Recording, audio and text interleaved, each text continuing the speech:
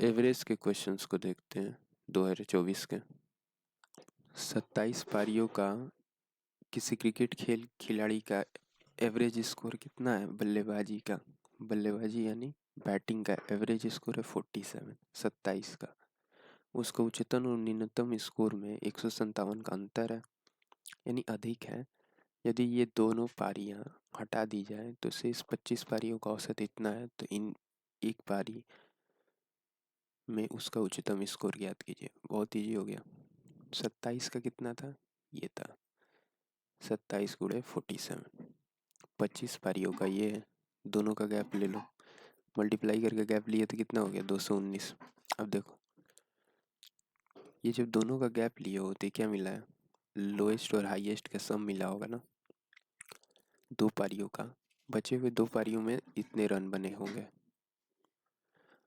अच्छा, और गैप कितने का है? एल हाईएस्ट माइनस लोएस्ट का 157, और हाईएस्ट प्लस लोएस्ट कितना है? 219। ऐड करके आधा कर दो, ऐड करके आधा कर दो। 9 7 16, 6 1 7, 6 1 7 1 8, 5 1 6 1 7 हो जाएगा ना। 2 1 3, इसका आधा करे 2 1 में 2 2, 2 8 16, 2 8 16, 188 हो गया। हाईएस्ट पारी में 188 रन बना होगा। 2H की वैल्यू ये है, तो H की वैल्यू क्या हो गई? ये होगी 188।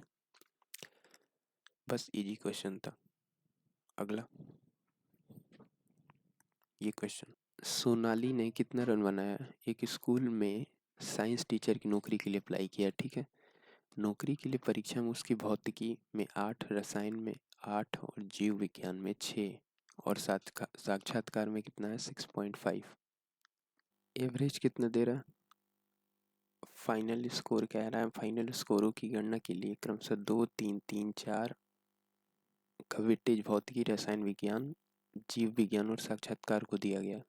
सोनाली का भारित वेटेज यानी औसत वेटेज क्या था? तो कुछ नहीं करना है, नंबर्स के साथ मल्टीप्लाई कर दो। भौतिकी यानी फिजिक्स, रसायन यानी केमिस्ट्री, साक्षात्कार यानी इंटरोगेशन या इंटरव्यू, इंटरोगेशन नहीं इंटरव्यू, और बायोलॉजी के लिए 2 3 3 4 था ना, 2 3 3 और 4। जैसे वेटेज है वैसे मल्टीप्लाई कर दो, मल्टीप्लाई करके जोड़ दो, और जोड़ के इनके सम से वेटेज का जो सम है उसे डिवाइड कर दो। 62 समझ में आया ना? ये तो मार्क्स है और ये वेटेज है। इन दोनों को मल्टीप्लिकेशन करके वेटेज से डिवाइड किया गया। ये मार्क्स हो गया, total marks, weightage multiply by marks divided by weightage. एक कक्षा में 10 छात्रों के समूह का औसत अंक है ए। एक कक्षा में 10 छात्रों के समूह का औसत अंक ए है। टोटल अंक कितना होगा? 10 है। ए प्लस 8 15 छात्रों के समूह का औसत अंक है, तो ए प्लस 8 मल्टीप्लाई में 15 कर दोगे तो 15 छात्रों का टोटल अंक हो गया, जिसमें दिए गए 10 छात्रों का समूह में भी शामिल है। चाहिए 10 समूह में शामिल है। 10 छात्रों का समूह द्वारा प्राप्त कुल अंक x है। 10 छात्रों के समूह द्वारा प्राप्त कुल अंक कितना? x की वैल्यू ये है। और 15 छात्रों द्वारा प्राप्त कुल अंक क्या है? y, ये y। तो x/y 3/5 है ना, तो 10a अपान 15a प्लस 15/120। इसकी वैल्यू क्या है? x की वैल्यू 3 है, इसकी वैल्यू 3, इसकी वैल्यू 5। मल्टीप्लाई कर दो यहाँ से। 50a equal to 15 3 45a, 12 3 36, 360। ए की वैल्यू क्या हो गई? 72। 36 का आधा करो 72 हो जाएगा ना, क्योंकि यहाँ 5 बचेगा, 5 दूनी का 10। तो पूछा है ए प्लस यानी बात ए प्लस एक्स प्लस वाई, बताओ। 72 प्लस एक्स 720 हो जाएगा ना, 720। और वाई की वैल्यू कितना है? 72 8 80, 15 8 है 120, 1200। 12 7 19, 1900 और 20 72 92, 1992 आंसर हो जाएगा। अगला देखो, 5 से शुरू होने वाली लगातार 10 विषम संख्याओं पर विचार करें। पहली और दूसरी को छोड़कर उनमें से प्रत्येक में 3 से गुणा करें। इस प्रकार बनी 10 संख्याओं का औसत क्या होगा? ठीक है, करते हैं।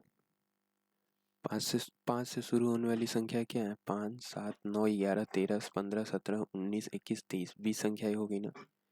कह रहा है पहली और दूसरी को छोड़ के, इन दोनों को छोड़ के प्रत्येक संख्या में 3 से गुणा करोगे तो एवरेज पे क्या असर पड़ेगा? तो इनका सम कितना हो गया? जोड़ लो, 128 होगा। जोड़ोगे तो कितना होगा? 19 1 20, 19 9 1 11 20 हो गया। 17 और 3 15, 17 और 13 कितना हो गया? 17 और 13 30 हो गया।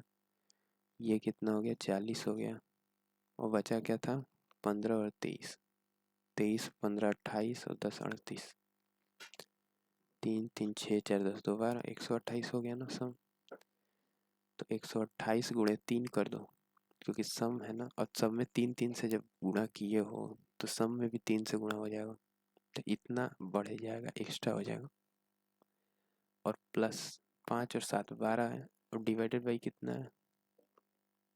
10 संख्या है ना, तो 10 ले लो, तो 39.6 हो गया ना, क्योंकि 96 हो गया, 96/10, 396/10। इजी क्वेश्चन था। बस आपको ये पता होना चाहिए कौन विषम संख्या है। 5 7 9 11 13 15 17 19 21 23, इनका सम फटाक से करने आना चाहिए। कैसे? इसको इसको साथ में लिए, इसको इसको साथ में लिए, इसको इसको ले लिए, बाकी इन दोनों को अलग से कर लिए। नेक्स्ट क्या कह रहा है? कह रहा है कि एक परीक्षा में एक छात्र का औसत अंक 67.6 था।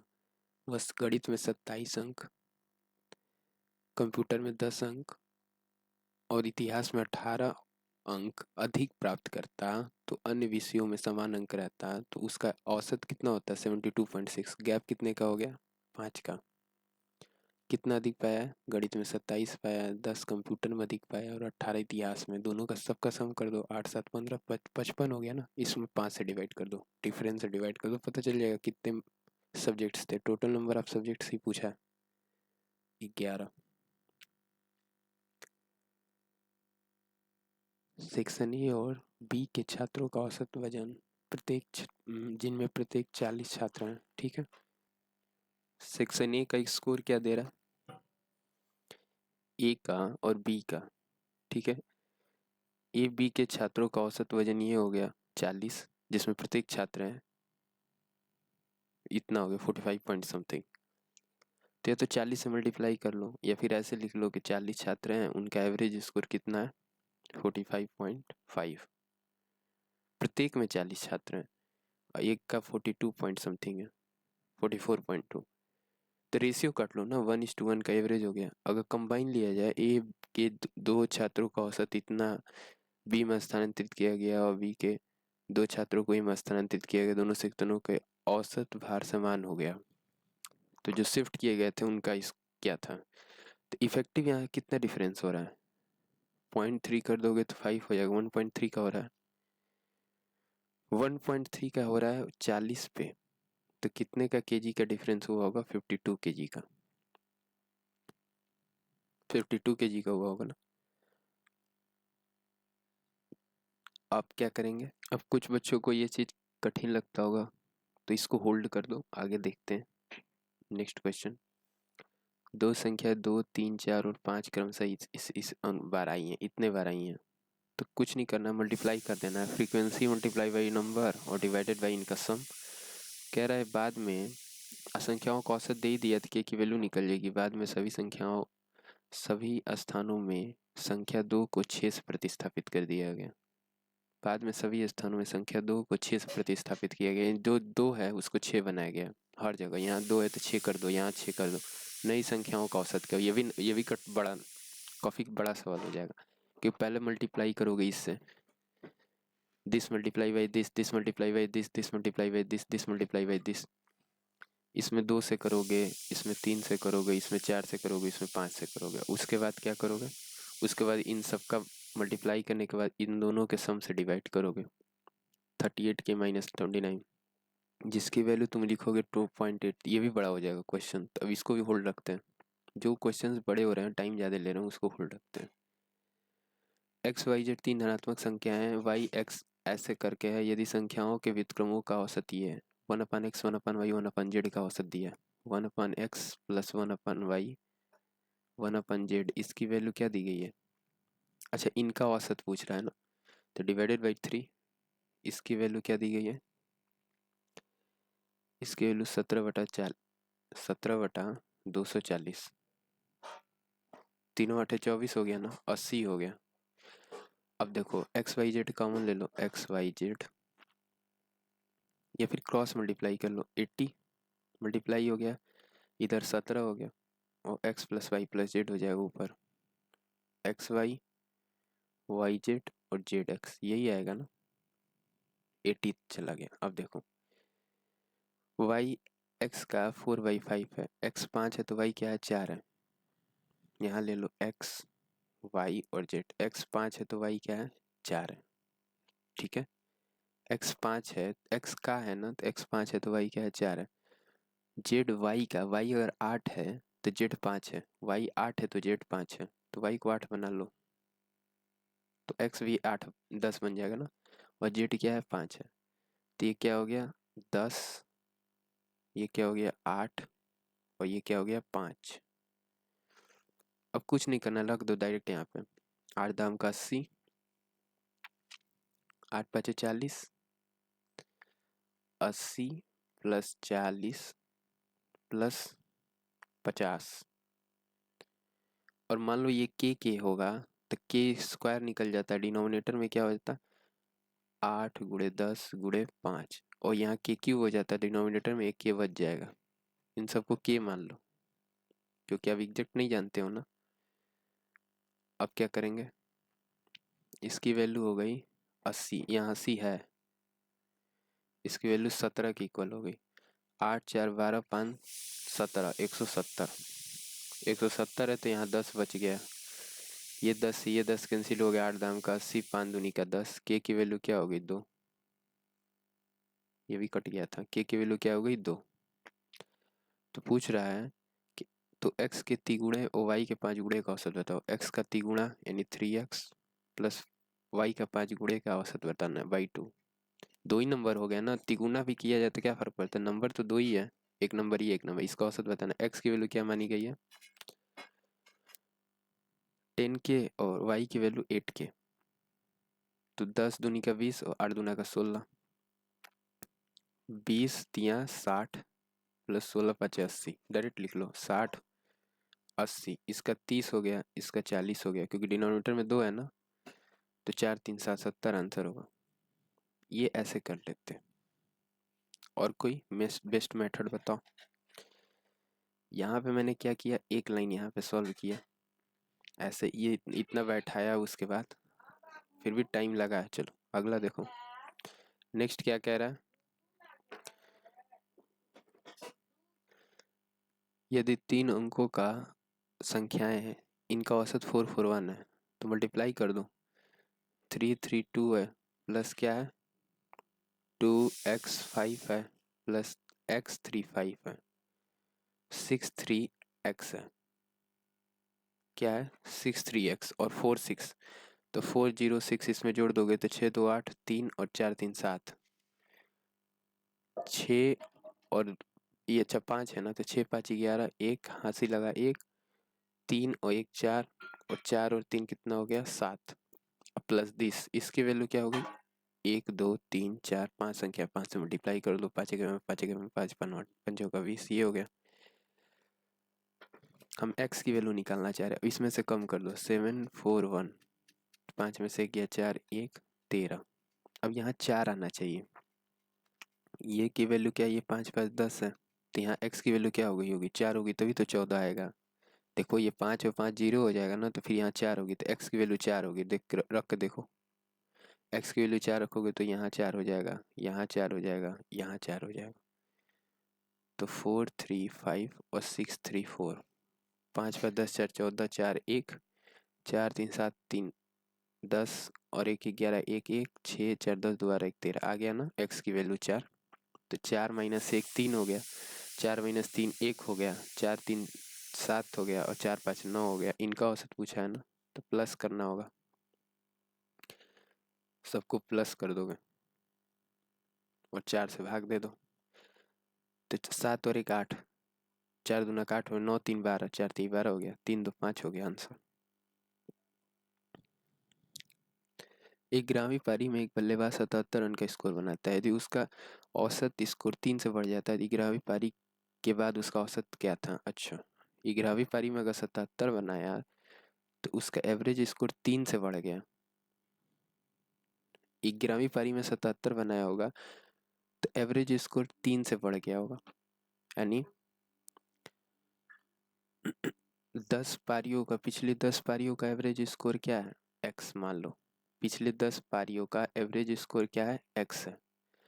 एक पारी 11वीं थी जिसमें 77 रन बनाया, जिसको 11th पारी कहते हैं, या फिर एक पारी इसको बोल दो, जिसमें 77 रन बनाया, तो 11वीं पारी का एवरेज स्कोर 3 से बढ़ा है ना, x+3 हो गया, मल्टीप्लाई कर लो यहाँ से, तो 11x+3, 11x प्लस 11 3 33, इसकी वैल्यू क्या होगी? 10x प्लस 77, x की वैल्यू क्या होगी? यहाँ से 77 में से इसको घटा दोगे 33 को, तो 44 हो जाएगा ना, x की वैल्यू 44 हो जाएगी। तो पूछा है कि उसका एवरेज स्कोर क्या था नया, अभी 11वीं पारी के बाद एवरेज स्कोर पूछ रहा है ना, तो x+3 44 और 3 47 हो गया।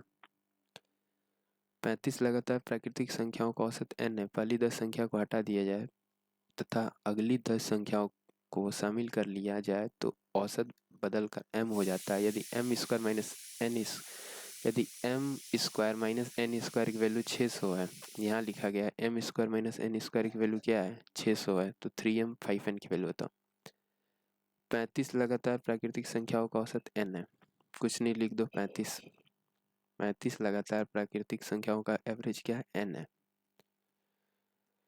अब कह रहा है पहली 10 संख्याओं को हटा दिया जाए, पहली 10 संख्याओं को हटा दिए और अगली 10 संख्याओं को शामिल कर लिया जाए, अगली 10 संख्याओं को शामिल कर लिए, प्राकृतिक संख्या है ना। अच्छा, प्राकृतिक संख्याओं का सम क्या होगा?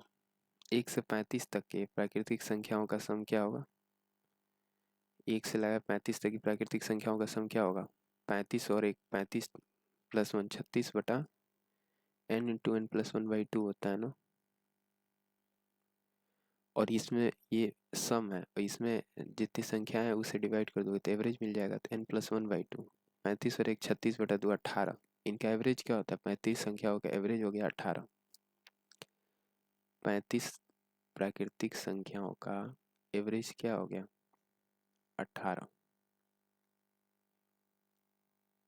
ठीक है, जो कि n की वैल्यू है, निकल गई।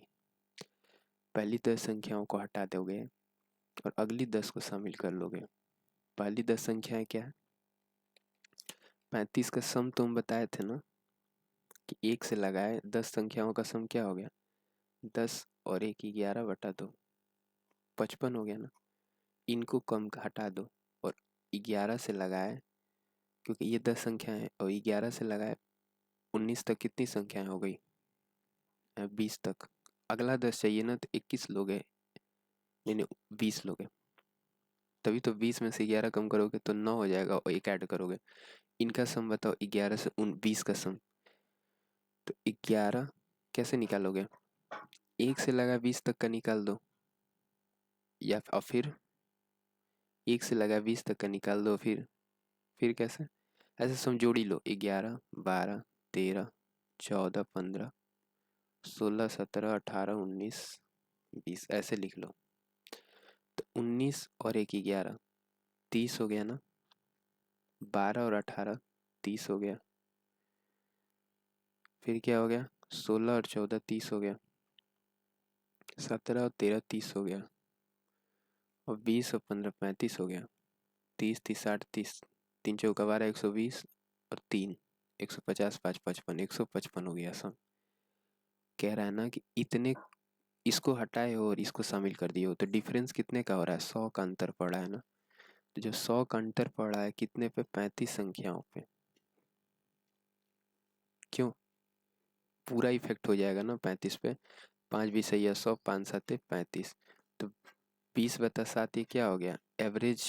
पहले एवरेज n है, अब एवरेज, पहले एवरेज क्या था? 35 का n था, अब न्यू एवरेज m हो गया, तो m माइनस n होगा इसकी वैल्यू, ठीक है। m माइनस n की वैल्यू दे दी, n की वैल्यू पता है, क्या है n की वैल्यू? 18। तो 18 जोड़ दोगे इसमें तो क्या हो जाएगा? 20/7 प्लस 18, ये m की वैल्यू हो जाएगी। तो क्या पूछा है?